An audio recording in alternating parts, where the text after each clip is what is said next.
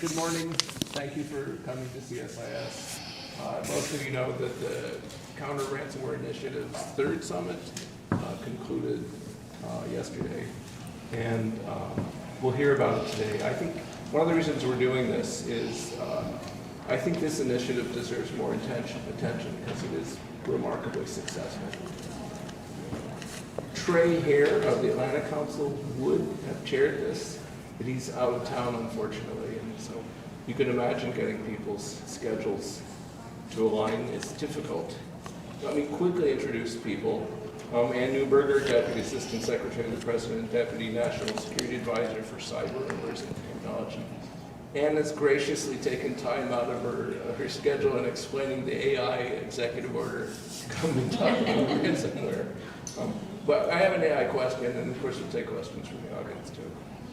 David Coe. Is there anyone in the room who does not know David Coe? He is in some ways the guru of ASEAN cybersecurity, an international figure. Tremendous progress. I hold ASEAN up because of your leadership as the region that's done the most interesting work. And finally, Jamila, I'm going to mangle your name. I apologize. Jamila Ade? Is that okay? Mm-hmm. Okay, good. The head of the Cybercrime unit of the Nigerian Federal Ministry of Justice. She's also the Nigerian representative to the Budapest Convention and the national coordinator of the Global Action on Cybercrime and co-chair, more importantly for us, co-chair of the Diplomacy and Capacity Building track of the Counter Ransomware Initiative. So 3 real experts and me. We will have a discussion. I'm going to ask Ann to make some opening remarks, then we'll turn to Jamila and David. We'll have talk among ourselves and then ask for questions from the audience. Are we using, Julia, are we using note cards? Yeah, so if you want to ask a question, hold your hand up. You'll get a note card, fill it out, and we'll take it from there. But with that, let me turn it over to Ann. Great. Okay, so good morning. Great to see everyone here. It's really exciting to talk about the International Counter-Ransomware Initiative and the work that's been underway in partnership with 2 key international leaders here, as well as some others who lead the policy panel. So a bit of an introduction to the history of this effort, what led to it, and where we are, and why we are, and where we are at this moment in time. So President Biden is committed to working to build a more secure and safe cyberspace, keeping Americans, our schools, our hospitals, our companies, and critical services safer online.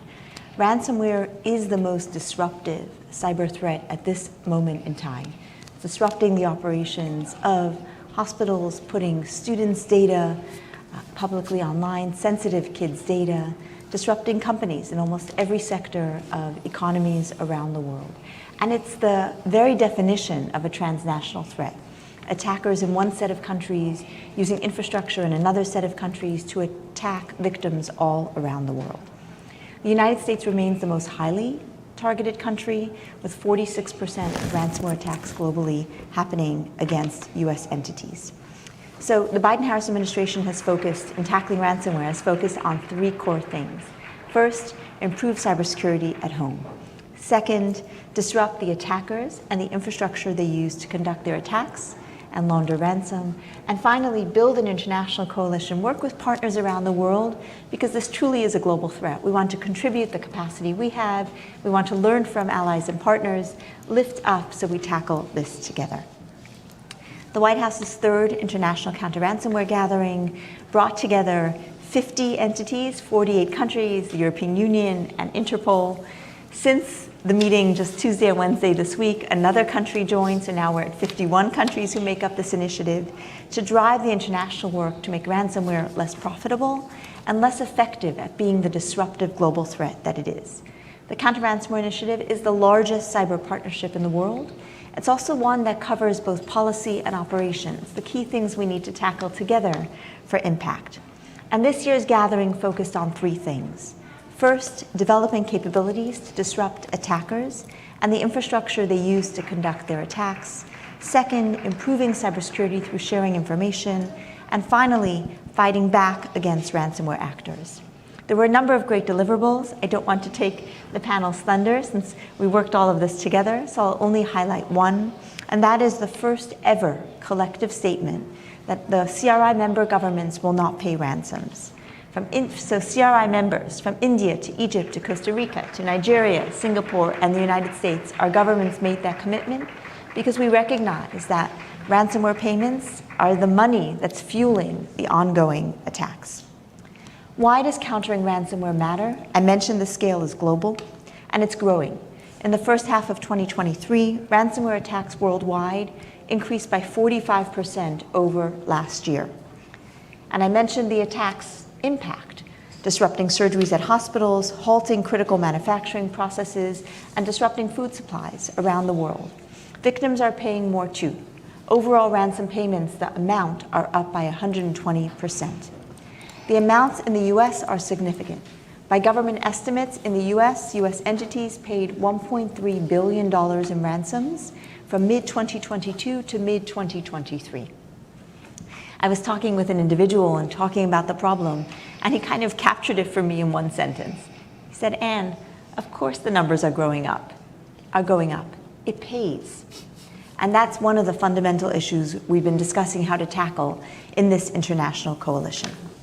So in closing, this is a problem that takes government and private sector working together.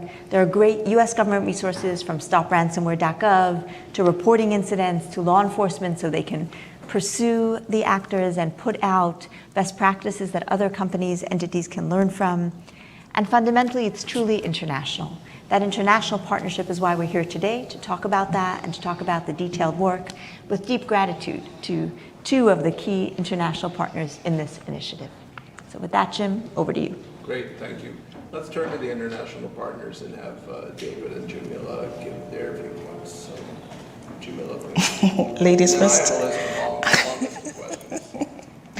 Okay, just like Anne had mentioned, one of the key things that Nigeria has in focus is maintaining international cooperation when it has to do with combating cybercrimes and then, of course, improving its cybersecurity posture. And this is one of the reasons why Nigeria is very active on the counter-ransomware initiative. And one of the key things, of course, is to note the fact that fighting ransomware cannot be done in isolation. And so that now explains why Nigeria, as a regional leader, I would say, is a part of this particular initiative. And back at home in Nigeria, one of the things that we seek to achieve, of course, is to see how efforts that are being taken at the international level are translated nationally, because of course we note that this issue of ransomware is not something to be dealt with only at the national level. And so the participation that we have at the counter-ransomware initiative level is one that has been very key for us as an African country. Noting, of course, that the issue of ransomware is not one that we can say that one has got experience with. And of course, looking at the fact that there's an issue of capacity building, there's sharing of information, these are all benefits of being a part of such an international partnership. So I would say that Nigeria is happy to be a part of the CRI and notes the importance and the benefits. And of course, to fight ransomware, we've got to have such an initiative live and active, and very happy to be a part of it. So in conclusion, I'll just leave my opening remarks that simple to say that Nigeria has international cooperation as a key step, key effort in fighting cybercrimes, improving cybersecurity posture, and CRI has proved to be that very initiative that would help achieve this. And it's good to be a part of it. So happy to be here this morning and good to see you all. Great, thank you. David. Thanks, Jim. It's great to be here in CSIS and be part of this panel. So I can share with you Singapore's perspective on the counter-ransomware initiative and ransomware as a whole. I admit that ransomware wasn't a particular high priority for us. Our starting points were really about essential services, etc. Then after Colonial Pipeline, the assessments changed quite significantly.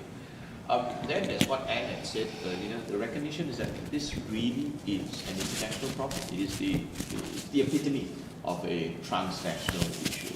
And although it's driven by criminal gangs, it is something which obviously we have to come together to work.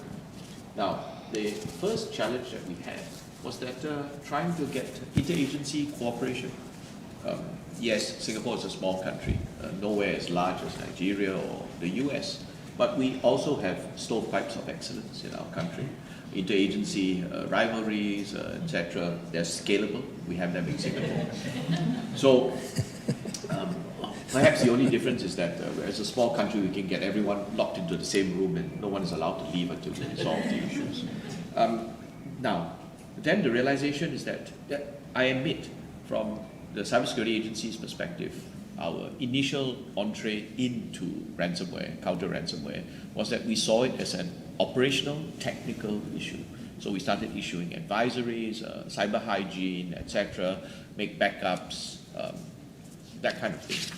Then very quickly the realization is that this is not just an operational, technical issue, it's a law enforcement issue, it's a legal issue, you have to deal with other countries, and ultimately the recognition is that it is a financial issue. It is driven by the money flows. As some have said, why are the ransomware criminals active in this space? Because this is where the money is. So these were groups of people that we were not instinctively used to working with. So it took us a while to contact the right people, took us a while to build up the domestic relationships and understanding, and then the processes.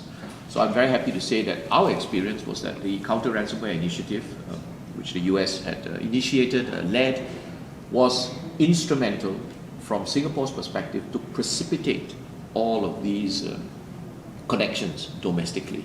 And this is one key message that I want to put out, that actually it is not natural, it is not normal, or it's not instinctive for these domestic agencies to want to work together or recognize that the counter-ransomware requires cooperation, coordination, and trust across these agencies. So having that impetus, having that catalyst for us to realize this and then do the domestic coordination and integration was actually very important to us. And I dare say it will be similar in other countries.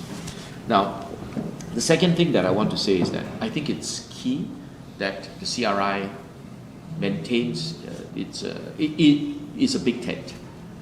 Ransomware is a problem that many countries, I would say, face across the world, regardless of geography, state of development, etc. I think I want to flag out, in particular, the US wisdom and leadership in framing the counter-ransomware initiative as one targeted against criminal activity.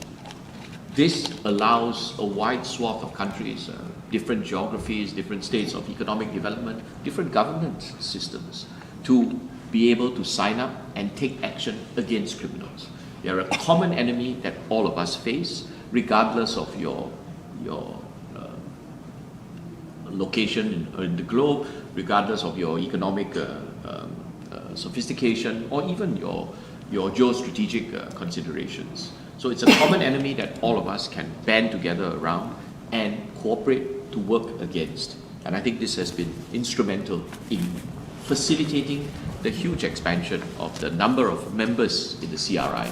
I remember when we started, it was 20-something entities. We have more than doubled it now. We have 51, 49 countries and 2 entities. And I think this is remarkable. The momentum that we have achieved, I think, is remarkable. And I'm committed to continuing to do this. I think that Anne alluded to one of the big deliverables that we have for this third summit, and that's the collective statement that governments should not pay ransom. I think this is excellent. It shows that there is a common vision and a common commitment, and hopefully it is something that will inspire other countries who are not part of the CRI to want to come towards. The next point that I want to talk about is actually that we should leverage existing initiatives and not reinvent the wheel. So one of the key initiatives that I want to point out is the International Financial Action Task Force, FATF. They have various standards on anti-money laundering, combating the financing of terrorism, AML, CFT, for virtual asset service providers. So one of the key recommendations that we have been pushing is that under the FATF recommendations, there's a recommendation number 15, and this actually is targeted at AML, CFT, for VASPs, virtual asset service providers. Why this is important is, going back to the frame for the counter-ransomware initiative, ransomware is not just an operational technical issue. Ultimately, it is driven by the money, and a lot of the money are actually cryptocurrencies. There are two ways. So we have to deal with the money flows, and we have to deal with the cryptocurrency flows. There are two ways to deal with this. One is a bit more high profile. It's actually hacking the hackers, the crypto wallets, etc. The second one is more mundane, but I think it's important because it can help to throw sand in the wheels, make it more difficult for the criminals. And that is the standard financial sector regulations of know your customer, AML, CFT type regulations. So the second key deliverable that we have achieved for this counter-ransomware initiative this year is a collective statement that the countries will also implement the FATF recommendation number 15. And if we do this, then we will begin to squeeze some of the financial flows. Why this is so is because ultimately the criminals can move the money around in crypto, but for them to benefit from it, they have to transfer it back to fiat. And once you have to do this, then regulations that impede the AML measures, KYC measures, will make a difference. So I'll just end on that note, saying that these are some of the experiences that we've had and some of the deliverables that we've achieved. And I think Singapore continues to be wanting to be a key part of this, and we see the great benefit and potential in the CRI. Jim? David is always 2 steps ahead of me, and it's a little irritating because my next 2 questions were about FATF and the no pay requirement. And yes, I had to look up FATF Section 15, Article 15 as well. It's like, who knew? But FATF, or if you're French, GAFI, is important for, I think, the counter-ransomware initiative. Let me do one of the questions, though, that all 3 of you touched on, but I think people are interested in right off the front. Tell us a little more, if you can, about the agreement not to pay, because that turns out to be a really effective tool. Okay, I think I would just touch on the fact that it's when you pay, when ransoms are being paid, it doesn't guarantee that the attack ends there. There could be a double extortion. It could even get to the triple level, where a lot of other things could have that chain. So making that payment doesn't guarantee that even the data whatever it's been encrypted will be decrypted. So with that understanding, it's a collective effort at the CRI level to see that at the national level, that is not encouraged.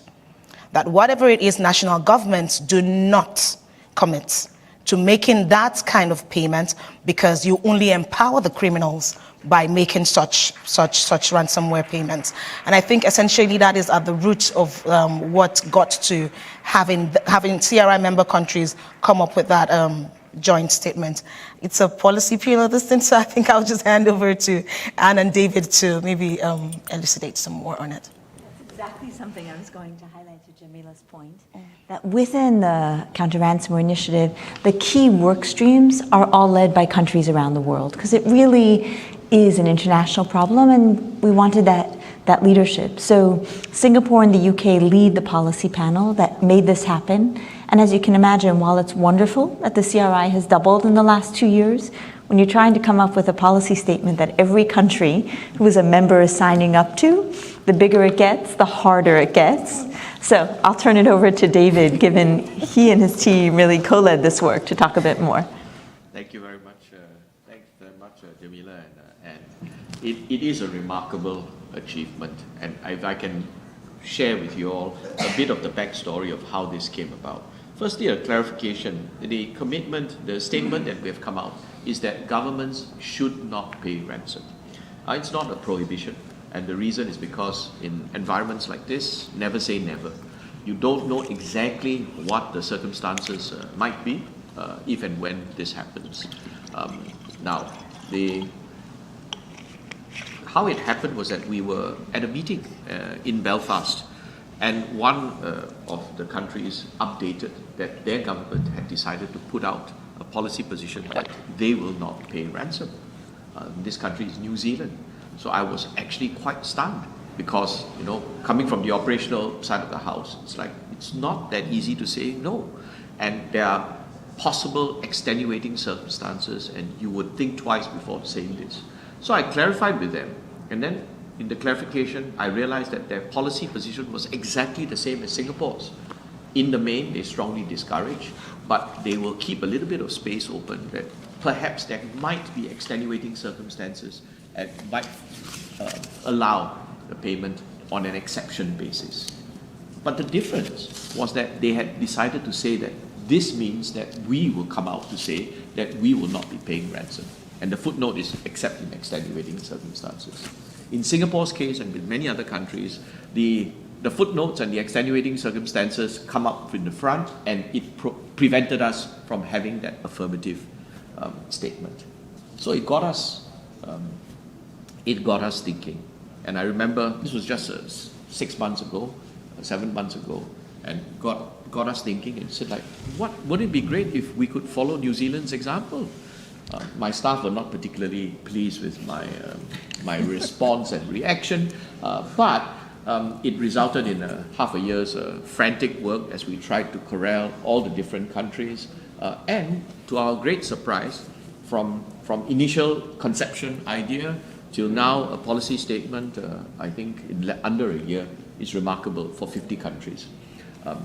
Why is this so? Because actually the realization is that we are all at more or less the same policy position, plus minus, but coming up together collectively to make this public declaration that governments should not pay ransom is very powerful. And that has inspired all of us. And I hope it will inspire countries who are outside the CRI as well. And hopefully together, if we move this way, it will also make the ransomware ecosystem less attractive. Well, I want to come back to the membership issue because I think that's a good topic to discuss with the expansion. But maybe we probably should have started with this. How are we doing when it comes to ransomware? What's actually working? Is it arrests? Is it disruption? Is it cryptocurrency? How are we doing? Now this is the third year. Numbers are still going up, or are they going down? Give us a sense. Give the audience a sense of how we're doing on ransomware. So by the numbers are going up. I referenced a couple of statistics in the opening remarks. And that is despite a lot of concerted effort. We kicked off the International Counter-Ransomware Initiative to get the energy flowing with success stories. So we had, for example, the Department of Justice, FBI, and their Dutch and German colleagues brief on a number of takedowns, specifically the Hive takedown, the Genesis Marketplace takedown, Bislato-related arrests. There have been focused efforts to disrupt the infrastructure, arrest the attackers, and really do so. And there have been focused efforts to improve resilience. One of the key data takeaways is in the US system, Laura Galante, who leads the Office of the Director of National Intelligence, she's the National Cyber Executive, she convened a discussion with key ransomware negotiators. And one of the things we learned, they said, is that companies that had good backups were able to recover more quickly in days versus the weeks for companies that paid a ransom and got a decryptor. So the resilience efforts are paying fruit as well. However, the data shows the number of attacks are going up, and frankly, the disruptive impact. In any given month, I'll get a late night call about a hospital system, Prospect Health, 18 hospitals across 4 states, still working to recover from a disruptive attack. We saw the impact on Clorox manufacturing processes here in the United States. Certainly we saw the impact on other companies, 2 major casinos operations as well, although some would talk about that. In any event, and I think the core reason is because of the reason David referenced as well, which is it pays. When in the United States, we paid in 1 year's time, US entities $1.3 billion in ransoms, then with everyone's efforts on disruption and with the improvements made on resilience, it still remains a problem. And that's why this partnership matters so much, and we can talk a bit more about the deliverables. Jamila, how about Nigeria? Well, it has to do with attacks. Well, I think one of the challenges I would say that we have, and which may not be very particular to just Nigeria alone, is when such attacks occur, you have little or no reporting on it. So you may not even have the data as regards what kind of attacks, how many, what the numbers are, and all of that, and particularly because for us, it's just something that is just coming on. So we're working, is more, rather than have it reactionary, so we're taking steps before it becomes something that goes up for us, so, Great. yeah. David? Yeah, let me speak a little bit. Firstly, within Singapore, the numbers have not gone up. But I'm Asian, so I don't want to speak too much about this, otherwise I'll jinx it. The bigger issue, I think, if I look across the board internationally, we shouldn't just look at the numbers. I think there are two trends. One is the trend of the criminals are expanding their capabilities, their processes, and their reach. But the second element of it are the international, the governments internationally. Are we expanding our defensive capabilities? And I think these two trends are operating independently of each other, and eventually they'll interact. But I think that on the second one, are we getting better? I think the short answer is yes. So I've spoken, there are three levels that I would say. One is that domestically, each country has to realize that this is not just a technical issue, that the money flows is what is fueling this whole ransomware ecosystem, and deal with it holistically. And the counter-ransomware initiative is hugely successful in initiating these conversations in domestic governments and improving, precipitating those improvements. The second element of it is capacity building and best practice. Many countries are coming into this, having to figure it out themselves, work out the answers themselves. This is highly inefficient. So part of the counter-ransomware initiative benefit is that you get to benefit from other people's learnings. We are coming up with playbooks, best practice, so that we can come up with capacity building that will ultimately build resilience in our governments and in the companies, firms within our countries. And the third element of it, which Anne talked about, is collective action. It takes a system to deal successfully with the system. So the criminals have their own ecosystem. We need a coalition of, on our side to deal with this effectively.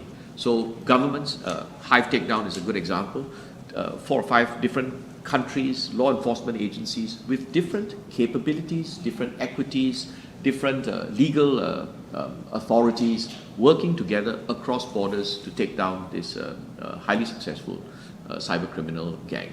But the second dimension of it is that it's not just governments alone. We need public-private partnerships. So we're needing very much to partner with big tech and small and medium tech as well, who have niche capabilities who can help us in terms of intelligence, in terms of tracking, in terms of taking action against the cyber criminals.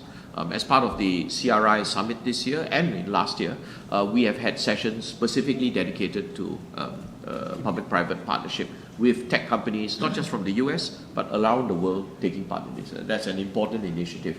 I can't overemphasize the importance of public-private partnership in all of cyber world, and especially in the CRI. That leads to a question that probably is something people are thinking about.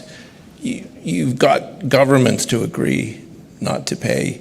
Are there any plans for the private sector? And it's certainly a mixed bag, but maybe all three of you could talk about what are you thinking when it comes to private sector requirements for paying ransomware? I'll note, if I may get this wrong, so I apologize, but the French have imposed a requirement that to qualify for an insurance payment, you have to notify of a cyber incident within 72 hours. And that's a very interesting incentive for people, but it still doesn't say, don't pay, it just says, tell us. So what are you thinking? What are the three of you thinking when it comes to the private sector and the payment requirements? Okay, well, I would just glean from a capacity building workshop we had in Garmisch. As part of the capacity building pillar efforts that the CRI had, there was a workshop which held sometime in July this year. And both policy leaders and those who are also in the operational sector were brought together. And part of the things that we had brainstormed over was this issue of the payments and then the impact it would have where it has to do with the private sector. I know the issues of incentives were being raised as well. How do you make them, first of all, there's the issue of whether they will even tell the government if they had an incident or not to talk more of the payments, if at all. So I think that's something that I would say that the capacity building pillar is looking at, trying to come up with how the private sector part of it will play when it comes to the issue of payment. So I think it's still in the place of the policy pillar to say some more and all. But at least there's the little part of it. Yeah. That's great, thank you. In Singapore, the payment of ransomware is not illegal. So we had a big debate on this, and as of now, the policy position is that it's not illegal. What we do say, our government national position is that we see payments of ransom for malware as highly discouraged. As what Jamila said, it's firstly, you're dealing with a criminal. Can you trust a criminal, etc.? What recourse do you have? Secondly, actually you're fueling the ecosystem. And third, actually you make the data shows that if you pay ransom, then the criminals share the information among themselves, and you become more susceptible for subsequent attacks. That's an important point that people need to maybe write down. So we're course. trying to discourage them. But ultimately, we recognize that it is a business decision. And it really boils down to their own backups, their own confidence in their backups, the dependencies that they have, etc. And they also have accountabilities to their board, their shareholders, other public stakeholders, etc. So we try not to get involved directly, but we just point out to them that you need to consider all of these things. Now, if I could segue a little bit about insurance, I would say that I think that we should deconstruct cyber insurance. There's two types of insurance. There's one type of insurance that is modeled after all other types of insurance, fire insurance, etc. And you deal with the disruption, the cost of remediation, the loss of business, liabilities that you have with your customers. I think that type of insurance where basically if you view cyber disruptions as not a technical issue but as a risk management issue, then you deal with risk management as with all other risk management issues. You try to insure it, etc. I think, for want of a better term, that is good insurance. Now, there's a second type of insurance which deals with paying of ransom. So that's modeled after companies who were perhaps working in countries or regions which rule of law was a bit challenged, and they had real concerns about kidnapping and then ransom, etc. This is a totally different kind of insurance. I think that the incentive payments for those are not linked to the first part. First part is really about business costs, ensuring, treating cyber as a risk management issue. And if you can incentivize good behavior in that bucket, meaning to say that if you take appropriate cyber hygiene, cyber defense measures, actually your premiums can go down because it's a risk management issue. For the other type of insurance, then this is actually payments which go direct to the criminals.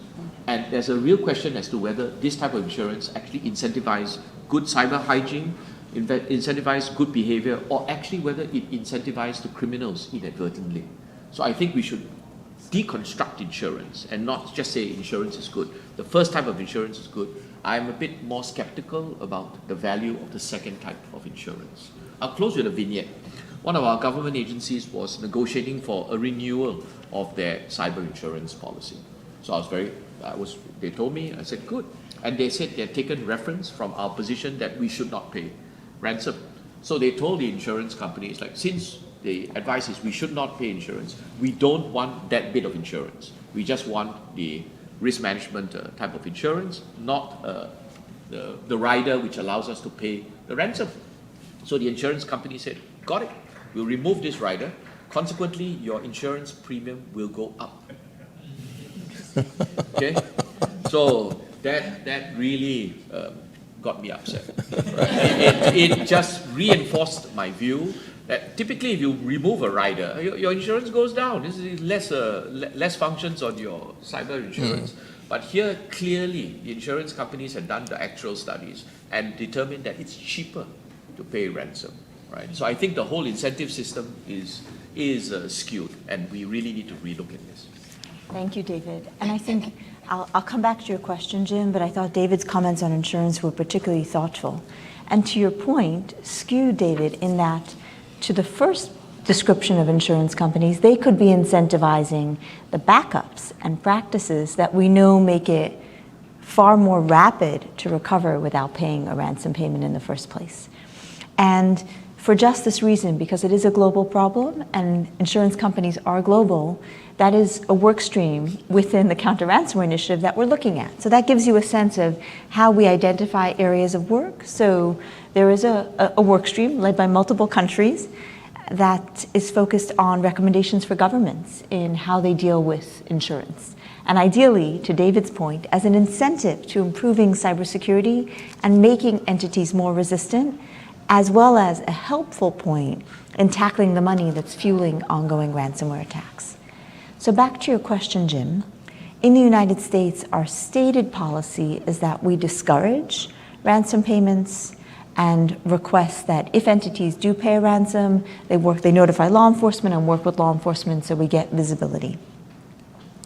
Right now, we are looking at the broader issue because we're seeing this increase in attacks. We're seeing overall payments go up, and we're seeing the disruptive nature of the ransomware attacks continuing to really disrupt critical services, disrupt local governments as well.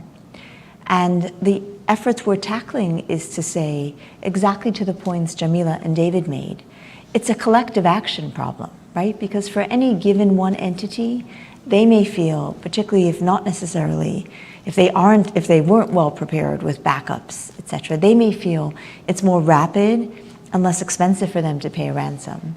But that fuels the broader network and ecosystem, because it is an ecosystem of malware, of money movements that is driving ransomware.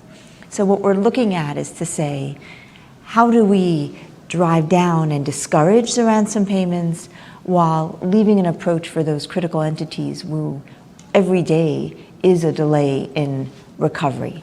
And looking through that and grappling with the policy aspects of that is something we're looking at within the US government. I think the exciting part about this partnership we have is that we can learn from each other. As we're looking at, for example, tackling the movements of illicit crypto, which is fueling it, we can talk to the FATF members. We can press for implementation of the FATF recommendation that requires countries hosting virtual asset service providers to ensure that they put in place know your customer rules so that legitimate uses are enabled and illegitimate uses are riskier, costlier, and harder.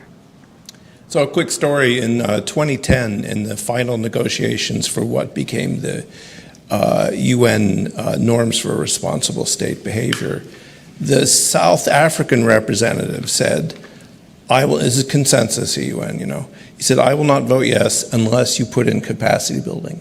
And so I went to the chair and said, I don't think capacity building is a big deal. Let's just put it in and buy a vote, right?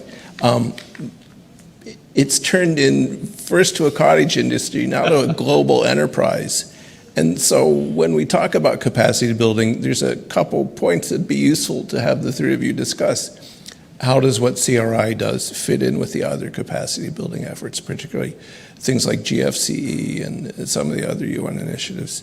What is capacity building in the CRI context? What is it you're actually telling people? What are the skills you want to transfer? So maybe we can start with those two. What are the skills that you need to transfer? What is the relationship to the other? So first I want to make sure we give a shout out to Jamila because she and Ambassador Regina Greenberger lead the diplomacy working efforts within the counter-ransomware initiative under which capacity building is. And as the US host this year, we also built capacity building into the agenda. So for example, yesterday, following the 2-day gathering, there was a morning of capacity building at the Defense Cybercrime Center voluntarily for countries first a multi-hour session focused on cyber forensics, and then a session focused on blockchain analysis, given by the afternoon session by private sector firms to help explain and teach how this is done. So we took the opportunity of having 50 entities come together to make and add that capacity building piece, as well as inviting a panel, including Chris Painter, through his fantastic work for that global for the global effort on capacity building. Thank you. You can exactly name out the acronym. Global Forum for Cyber Expertise. Thank you, Jim. To give a presentation and to highlight those efforts. But with that, I want to hand it over to Jamila because this is an area of love for her that she's done. She's really been a leader on globally. Thank you very much, Anne. And it's actually been a pleasure driving the work on the pillar. Capacity building in the context of the CRI, first of all, I would say the focus is always on the issues of how CRI member countries will prepare for and then also be able to respond to when attacks occur. So that has been like the overall context within which efforts that have to do with capacity building are driven. And so you would find, for example, the workshop we had in Garmisch, we had technical, that's the operational, those who are in the operations, and we had also policy leaders. So how do you put issues of capacity building around all of this? And for example, let me use what David spoke about, the FATF recommendation 15. One of the things that we'll be looking at, a deliverable for the year ahead, is actually how do countries come to that point where they're able to implement that particular recommendation? How do countries support each other to see that this happens? And I can tell you, for example, that Nigeria is already beginning to talk with Singapore on that. So when you talk about capacity building, it's how basically are you able to deal with it when it arises or prepare for it when it comes? So I think So let me do a quick follow-up though, Jamila, which is you're at the Ministry of Justice. Yes, I am. When you talk about capacity building, when we talk about capacity building, what's the range of ministries that are involved? Is it a justice lead? Is it a what we would call treasury lead, a financial lead? Is it the cyber operational department? How do you balance out the different agencies? Okay, if I caught you right, like how do you focus, who are the people who will be involved in it? I think overall it's all the actors, because if you look at the different work streams in the CRI, when you talk about the task force, the International Counter-Ransomware Task Force, you have a combination of, so you would have the law enforcement, you would have the justice, you would have the financial. So let me take Nigeria, for example. Back at home, what we have is we try to mirror what is existing at the international level. So we have a national team that drives counter-ransomware efforts. And I tell you that this particular team is driven by the National Security Advisor's Office, but in the team we have the financial people, we have the communications, we have the lawyers, and also we have the law enforcement. So it's an overall, just looking at all the critical actors in this particular drive to see that their capacity has been built to be able to address it. Great, So thank you. holistic, basically, I could say. And David? I would support everything that Jamila and Anne have said. You said that capacity building has become a bit of a cottage industry. We've got a couple of cottages over in Singapore as well. So I fully agree. I think that the experience, I would just say two things. The experience that we have had, it has to be multi-agency one. So one of the big things actually is precipitating, catalyzing that conversation in different countries that you have to work together. So we have a lot of experience in ASEAN doing capacity building for cyber itself, not counter-ransomware, cyber. So as what Jamila has said, for counter-ransomware, it's not just a cyber agency, it's also justice, treasury, law enforcement. So it's like different pillars that you have to coordinate. In cyber itself, it's also complicated because you have the cyber agency, you have policy, you have operations, you have technical, and you have diplomacy. And our experience is sometimes when we give targeted invitations to the people in other countries in ASEAN. who look after these different responsibilities. Our experience is sometimes they come to Singapore and they meet each other for the first time, right? I respect it, they are big countries, but still remarkable that you're dealing in that adjacent space, but actually we typically don't coordinate domestically. Second point I'll make about capacity building is our experience is that it's a two-way street. We very often think of capacity building as something for those who know to teach those who don't know. There's an element of this, but going back to what Anne said, it's an opportunity for us to learn from each other as well. A lot of what we're doing, whether in cyber or in counter ransomware, we're figuring it out ourselves. We haven't solved the problem. We don't know what the answer actually is. So different perspectives, different regional aspects of it, you have different blind spots, and all the experiences that other people have are useful, and our experience is that it's a two-way street, so we learn from each other. Great.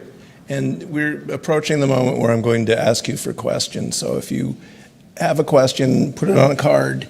If you don't have, oh, good. If you want to ask a question, put it on a card.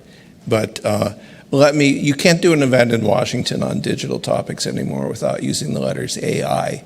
I would note that AI is the middle two letters of the word pain, but Also gain. we could have that was good. That's a good one. She is fast. Let me think about that. I'll get a comeback. But let's talk about it's twice on my list of questions, so somebody cares about it.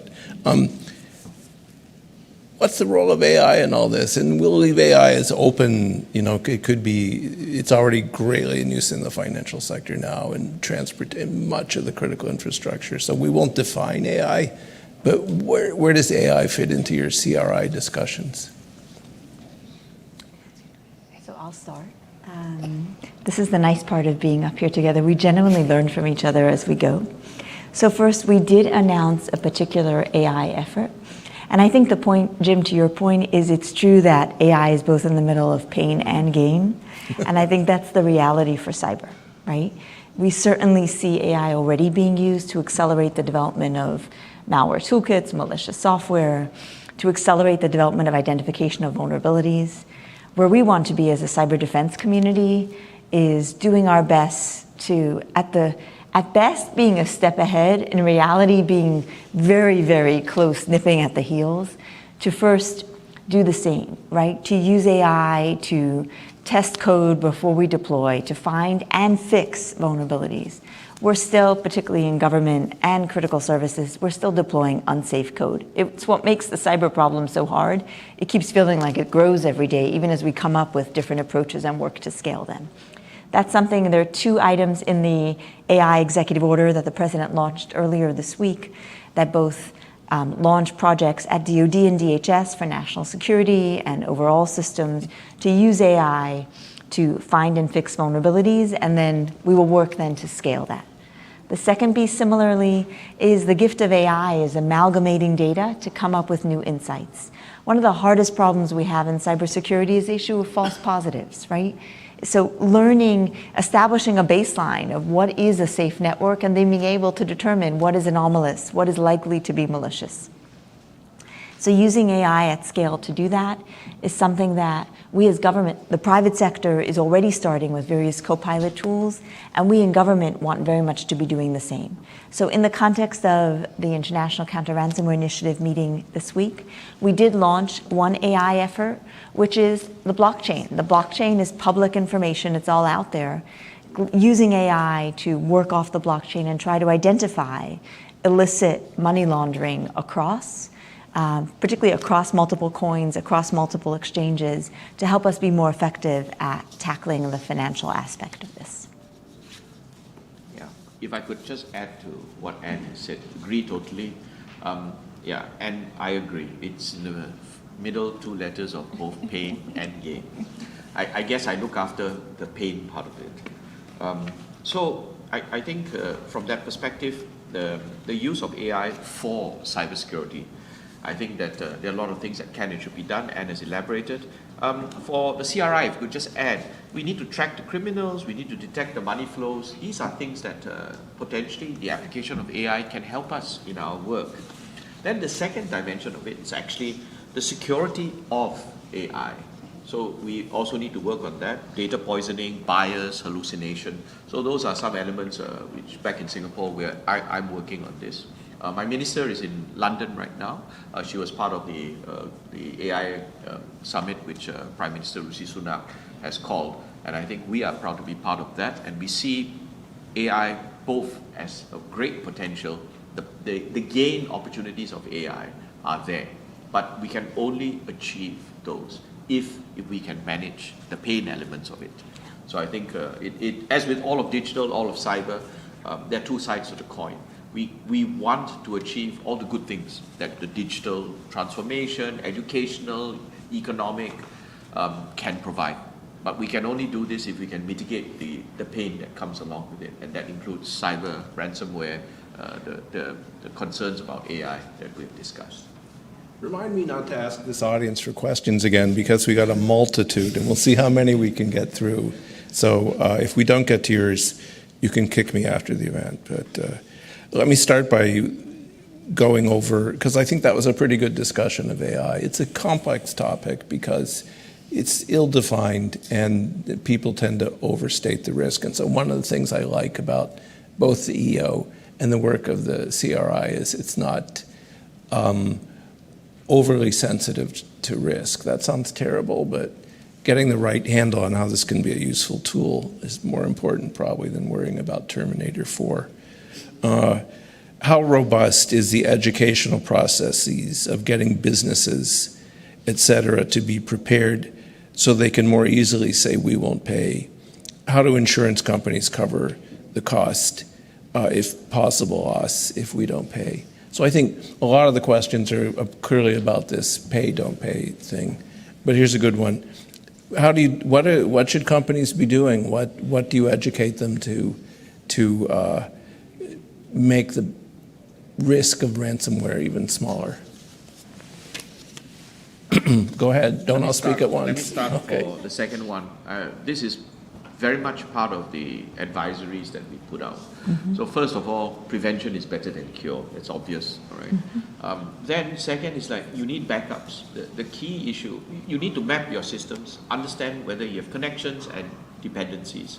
Then you need to have offline backups, all right? I'm stating the obvious. You have backups, but if the backups are connected, then they'll get ransomware as well. So you need offline backups, etc. And most important, you need to actually practice it. What we find is that a lot of companies have all these things, but they've never tested it. Then when something happens, then we're meeting for the first time, we're having to make the decisions. No one is in a position to make that decisions. So the analogy I use back home is that it's like a fire drill. We all have plans if the building gets a fire, etc. Statistically, ransomware is now more common than fires. So, all right, do you have a fire plan, and do you actually practice the plan? To the people who are supposed to make the decisions, i.e. not the CIO or the CISO, but the COO, the CEO, legal counsel, public affairs, have they actually come together to play through this? So those are the kinds of advisories we tell companies to get used to practice, to put their plans in place and then practice. And I think that there's another cottage industry preparing companies to do this as well. We had Moody's and BitSight, which are companies that collect on financial risk, come and do a briefing. And the overall conclusion, they said now there's been progress because about a third of boards get a briefing on cybersecurity every month. And that still seemed a bit short to me, but it's better than what it was. But Anne, why don't you talk about? We have to celebrate every win. No matter how small. The wins sometimes feel few, so we must celebrate each one. So first I'll note and lift up CSIS.stopransomware.gov that has a lot of different resources for private sector entities, for entities who are targeted, and specifically the points David made about backups. Offline backups, that matters a great deal. If a network is encrypted and you have a way to recover quickly. I think beyond that, there was one of the other work streams within the International Counter-Ransomware Initiative was some really great work the United Kingdom did on victims' behavior. What leads countries, what leads private sector entities to pay a ransom, what leads them to take the necessary steps on cybersecurity, and a really excellent study done by a think tank called RUSI. I do not remember it's an acronym, RUSI, that we will be actually using in the United States as we grapple with these issues. So, those kinds of questions of, with all the calls that we've made over the last 2 years to improve resilience, we still see entities that haven't. What more could we do to incentivize them? Insurance can be one way to do that. What more can we do to disincentivize paying ransoms? Policy statements like the first one is a step towards that.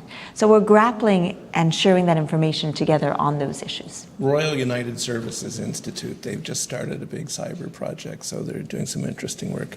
Jamila. Yeah, so just to echo what they've said, I think the issue of planning ahead is very key, and then to have a plan in place such that operations will be able to still continue in the situation that an attack arises, and then also identify vulnerabilities and work on addressing them. Don't just wait till when the situation arises, just like David had mentioned earlier. And of course, also make intelligence-informed decision. Because yes, they may be the same group with different styles, so that should actually drive the decision that is being taken at the organizational level to help improve the posture to address ransomware issues when they arise. Great, thank you. Yeah. I should note we got 14 questions. 8 of them were on the no payment thing, but so I might group them all if that's okay, but I'll go through a few of the others first. What additional mechanisms would help deter, prevent ransom attacks in addition to the money laundering and other things? And that was something I'd actually written down as a question too, which is we've talked about disrupting the ransomware ecosystem. Sorry for the word. We've talked about disrupting it. What are the other steps that you are thinking of as a group to make ransomware harder to carry out? David, do you want to go first? Sure. I think that the key thing is, in my view, what's fueling the entire ecosystem is the money, right? It's an ecosystem. It started off as a cottage industry where you have small businesses trying to do ransom, and you needed people who were technically capable to access the company, then be able to lock up the systems, and then finally negotiate and receive payment. All of these have now been desegregated into different sub-business units. Some of them are separate companies, and it's now like someone specializes in initial access, someone specializes in actually mapping out the internal systems and accessing the data. Another one actually specializes in stealing the data so that it can be used as a second extortion. Others specialize in negotiation, because most engineers are not people persons and have difficulty with it. Some of them are actually doing customer support, because after you've paid the ransom, what if you don't get the key, it doesn't work. It's amazing. And there's a whole separate group which do R&D. So when you pay the money, it's not just that the criminals go off and buy fast cars or whatever, but it actually fuels the economy because they are actually investing in R&D. So it's like a business. It's exactly like a business. So the key thing, in my opinion, is we have to starve the money flows. Make it more difficult. We won't be able to stop it 100%. Make it more difficult. Make the ability to move the money around more difficult, traceable. Make the ability for them to cash out into fiat and use the cash more difficult. Once it becomes harder, you won't stop it, but the space they have to move actually gets constrained. I put it that we need to starve them of the oxygen which is fueling this entire ecosystem. So money, I think, is a key thing that we need to do. Second is actually collective action against criminal gangs. Many of them are operating in plain sight. Part of their infrastructure is in countries who are members of the CRI. Sometimes it's because we lack coordination, we lack intelligence, or we lack the capability. Sometimes it's because our legal systems don't give us the powers. But actually, to our surprise, the law enforcement of a neighboring country has those powers which can be used against these criminals. So if we can take the best practices, take the best capabilities from across our coalition, our ecosystem, and then deal with the criminal ecosystem, then I think that will be also effective. It takes a coalition, takes an ecosystem to deal with an ecosystem. I've looked at some of the high-end ransomware groups, and their analytical capabilities are Wall Street quality. So you're facing some very tough opponents. We had two questions that are on a very touchy issue, but one that we need to talk about. I'll read them both, and then you can think about how you want to answer them. We've discussed the threat by criminal groups. How about the threat by state actors, or the connection between civilian criminal groups and state actors? And the related question is, what is CRI doing to bring pressure on states that either directly support, inspire, or just turn a blind eye to criminal ransomware efforts? So you knew this was coming, at least I hope you knew it was coming. We've talked, one of the strengths of CRI is it is focusing on criminal activity, but unfortunately, there are some states that not only endorse but enjoy criminal activity. So where do they fit in? What's the position of the states in this? So in late night calls for me, early morning calls for David, we've talked about this issue at length. And I think first it starts with, there are countries, to your point, who host criminals or the infrastructure or the virtual asset service providers who are enabling the ransomware activity. So first, the question for us is, what accountability is there for CRI member governments? And capacity building, as Jamila talked about, is a key part of that. Do countries know how to do blockchain analysis so that they can freeze transactions that are moving across virtual asset service providers under their jurisdiction? Do countries know how to do the forensics to identify the infrastructure supporting it? And or if another government asks that they take down the infrastructure or asks that the government have permission to take it down remotely, the country says, go ahead. We're in this alliance together to tackle this threat. So I think that's the way we're looking to approach it. There is, fundamentally, there is, of course, a tension between setting a threshold for entry to say there is accountability rules if you become a member, to building the kind of broad alliance that we felt was foundational to yet another part of tackling the threat, which is building the capacity, building the international partnership, sharing that affirmative vision of what a secure and safe cyberspace can be.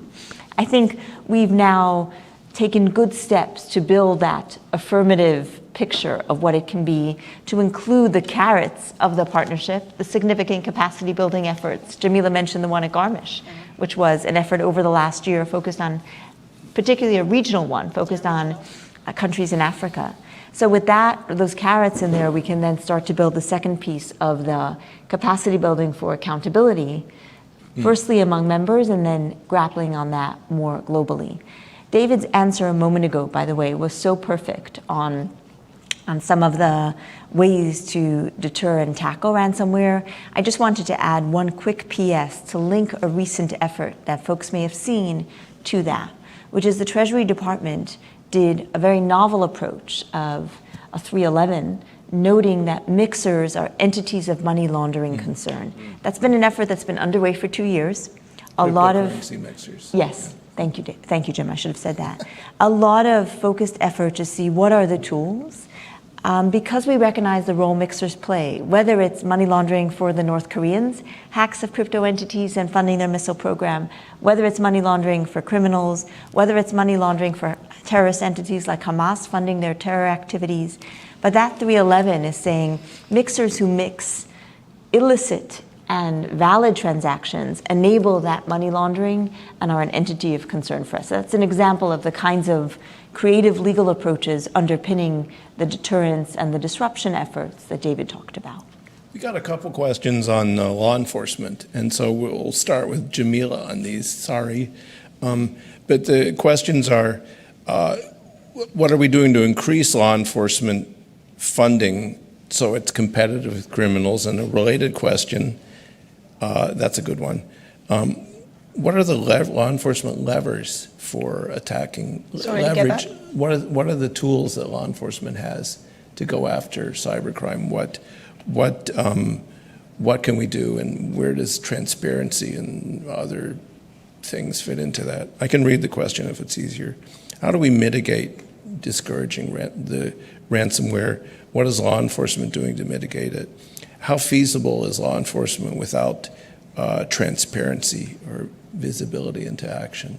So these are all how do we improve the capability of law enforcement to counter ransomware? I have 3 keywords actually: capacity building, accountability, partnership. And I think at the CRI, that is what really matters as well. So, and when it has to do with the law enforcement, that's actually a role that the task force has to deal with. And information sharing is what is key. So, and of course, even without the CRI to tackle cybercrimes as a whole, there's got to be that cooperation.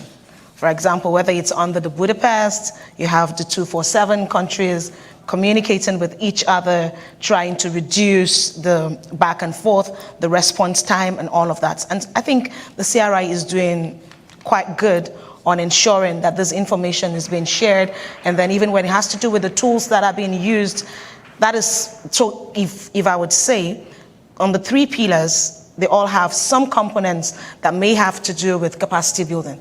So at the capacity building pillar, what we are trying to do is to see that all of these efforts are synced together, such that all the law enforcement needs, at least they're able to get it. So whether it's at the ICRTF level or at the policy level, there's some form of coordination at that level. So Great. I think, yeah. Good. Ann or David, anything on law enforcement? Those are some of the toughest questions. You know, financially, this is so remunerative. Those are hard questions to tackle. I think what we've seen in CRI, as Jamila noted, is the partnership among law enforcement entities so that both they become force multipliers, and in different countries where laws and authorities are different, countries can leverage each other to get the most effective job done. I want to jump in, not so much on law enforcement, but the previous question about countries versus criminals. Like what Anne said, there is a tension. I think that the focus now is to build that broad coalition, get more people on board, build that capability among the different entities domestically, and build the instincts for us to work internationally. And if we can do this, I would dare say that we can achieve progress without bringing in that more difficult element of it, which is what you do with the countries. We won't achieve 100%, but I would hope that we can build that coalition to a much larger group, build the momentum of the CRI up significantly. We started with 20 plus countries, we're up to 50, 51 members now. I can see us continuing to do this, and if we can continue to do this, then that space for criminals to operate will shrink, and the space for countries who harbor and refuse to take action or take a blind eye to criminals will also shrink. I've got, I can't count that fast, 6 more questions, and some of them related, but I thought this one was really interesting, so I'll read it. CRI urges national governments to stop paying ransom, though it recognizes there are circumstances in which payment is necessary. What are those circumstances, and how do we account for them to prevent ransomware payments in the future? So that's an interesting one. Where it's a little different from what we've been talking about. Where is it okay to pay ransom, particularly if you're a state?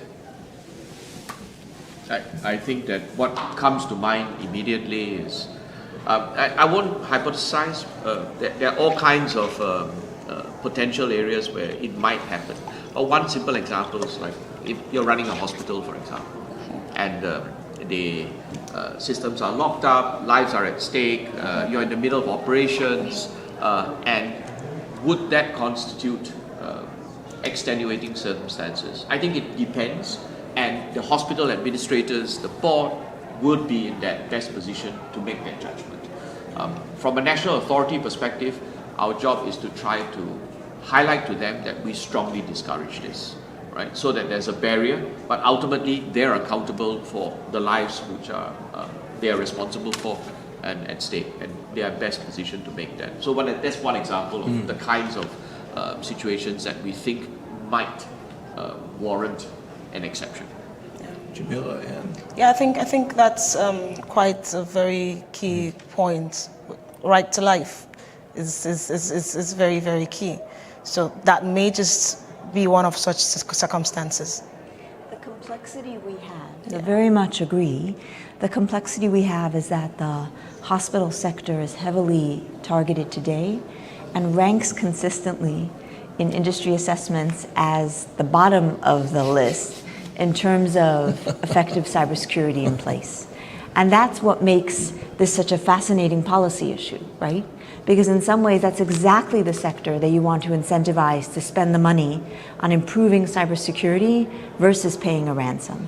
And I'll note very effective action on the Hill in the last few months on the new Medical Devices Cybersecurity Act, requiring that new devices meet cybersecurity standards before the FDA approves them, because that's a great example of when we really need, to ensure that new devices being added not only have good cybersecurity practices, but are maintained, which is another key issue we deal with, right? That when there are vulnerabilities, companies are accountable for the life cycle of the product to keep it secure. So how we grapple with the incentives to lift up a sector, and I can say that within the White House we've had a very close partnership between the National Security Council, the Domestic Policy Council, Office of Management and Budget, and HHS, grappling with this very issue. How do we use Medicare and Medicaid authorities, given that, to that point, if a hospital network is disrupted, safety standards should apply to that as well. So how do we do so in a way that gives the time for hospitals to lift up and improve their cybersecurity, while also not creating a disincentive to tackle it by perhaps putting in an exception? And that's why I think a good part of any ransom regime will likely include reporting to government, so that there is visibility into that our law enforcement community can get the visibility needed to pursue those actors, and we get a sense of what risks such an important sector is facing. we have a few more related questions, and one of them is, what do you say to small countries when you tell them not to pay and there's a damaging effect? Is it take one for the team? What is it you say? So as representing the largest country on the stage, I think I'll defer to my two partners here. David should go ahead. No, so I think it goes back to so the starting point is no country wants to pay ransom. I think that's the reality. No company wants to pay ransom. It's not something that you're proud of doing. You're not something that you want everyone to know. So actually, the starting point is like you have to build up your capacities. Firstly, in terms of defense, cyber hygiene, etc., so that it doesn't happen. And then second, you have backups and practice them so that if it does happen, you have an alternative to paying the ransom. A lot of the reasons why people don't pay the ransom is because they feel that they have no alternative, right? My business is disrupted, etc. But if you actually have the backups, then you have an alternative. And the alternative is to recover from your backups. Obviously, this requires technical capability, operational trust that your operations can function with the backups, and then procedural things in place so that it can be done. It's not straightforward, but I think that's just the approach to take. Let me build on what Anne said earlier. The need for us to report to law enforcement or to the federal authorities is important, because I think it is not just about having the information, having the data, but it also serves a little bit of a deterrence. If you think about it, companies pay ransom today. Part of the reason that they pay is that they don't have to tell people about it. And it's sort of like happening, and you can get away. You do the cost-benefit analysis and you may think this is the easier path. But if you then have to report and you become accountable to your shareholders, to your customers, to the public at large, then it'll change the dynamic a little bit, because some of your shareholders, some of your stakeholders will know that, oh, so your board decided that it's okay to deal with criminals. May or may not be the kind of company that I want to deal with. Right? So this may help to change the dynamic a little bit. It's soft nudging, not something definitive, but I think that it may help to shift the conversation a bit. And the final set of questions on this topic that relate in are, what can we do to bolster the resolve of companies? Are any of the governments in the CRI thinking of how we incentivize companies not to pay and to cover the costs of when they are damaged? So incentives, bolstering. What are you doing? What do you do in Nigeria, the U.S., Singapore? What are you doing? About So how do you? There's been this discussion in cybersecurity for a while. Is that if you don't regulate, then how do you create positive incentives for companies to change their behavior? How do you create insurance incentives or tax incentives or some other kind of incentive that makes them do the right thing? Yeah, so I think as David was speaking, one of the things that came to my mind is the issue of reputations of companies, interesting. why that may be at the core of their non-reporting. So, okay, let's quickly deal with this quietly so it doesn't affect our reputation outside and all of that. So I think it's important that governments think about how to incentivize reporting, because that would go a long way to helping. Because in fact, it's the reporting that would also help you have an understanding of the threat landscape. This is what's happening. This is how it's been evolving.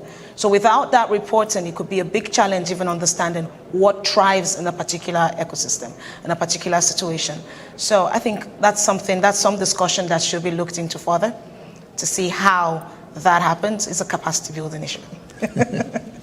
And David, incentives? So I think building on Jamila's points, Yeah. one message we heard from a number of the private sector representatives who joined us was this sense of duplicative and overlapping reporting requirements within countries and between countries. It's such a complex issue, right? Because they're often required by law and policy. I know within the United States, it's an issue we hear a lot about from companies and entities calling on us to streamline reporting, and it's something that we know we need to tackle and take on. It's a difficult issue. So I think how we do that, and frankly, improving the underpinning information sharing is a key way to solve it, because sometimes the reason there is duplicative or overlapping information reporting requirements is because there are various purposes that agencies serve. And if they don't feel they're necessarily getting access to the information, there's another requirement, right? We have in the government, there's this particular examples I've come across in my time at the White House where you're always surprised X information would be really helpful to Y entity. And there's sometimes policy barriers, there's sometimes legal barriers, but when it happens, we achieve 1 + 1 is 3. It's remarkable, right? So if we know about the wallets, for example, that illicit crypto payments are made to, that could help law enforcement pursue those wallets. That could help virtual asset service providers freeze that money. And sometimes, particularly as David put it, there are silos of excellence. Agencies are so focused on doing the best they can at their role, sometimes we don't necessarily take the time to look left and look right and say, well, who could use this information I have? And if they're doing their role best, we will be even more effective. So I think certainly the reporting, but recognizing the role that information sharing and improving that can do, and then helping us tackle that issue of reporting. I think the second thing I would say, and I believe there are different views of this, is that, in the context of another area, a wise person once shared with me, there's an expression, sunshine is the best disinfectant. And I think we still see companies sweeping incidents under the rug. And if we want companies to make the cybersecurity investments, if we want, frankly, entities using a given supplier to understand the risk that suppliers' inadequate cybersecurity practices bring to their operations, requiring, particularly for public companies, the disclosure of incidents and ransom payments. Frankly, as the SEC has done recently, we saw it with the recent incidents where there were 8Ks done. That brings visibility. It helps boards to ask questions of, were we prepared? Was there more we could do to prepare? Did we inform our customers and suppliers in a way that helps them prepare for the risk to them as well? I'm tempted to pose this as a yes or no question, but maybe we can expand a little if you want. Does the no payment commitment, this is the penultimate question, by the way, does the no payment commitment apply to data extortion attacks, where data is exfiltrated and then people threaten to release it unless paid. What do you think? Is that sort of a bridge too far right now for CRI, or is it something in your sights? What about data extortion? It's a good question. I think when we formulated the policy statement, it was just that governments should not pay for ransom. I think we didn't go down to the specificity of whether it includes the data extortion or even the third level where you're going down further into the third extortion. But I think that conceptually the idea should be no. I think following from that same line of policy thinking, if you should not pay, you should not pay unless there are extenuating circumstances. So I think you asked previously what are the kinds of extenuating circumstances. I think we're looking at things which actually have debilitating impact or lives are at stake, not just because it's inconvenient. So last question, and there's two of them, but they fit together. The first is, what are the key deliverables for CRI next year?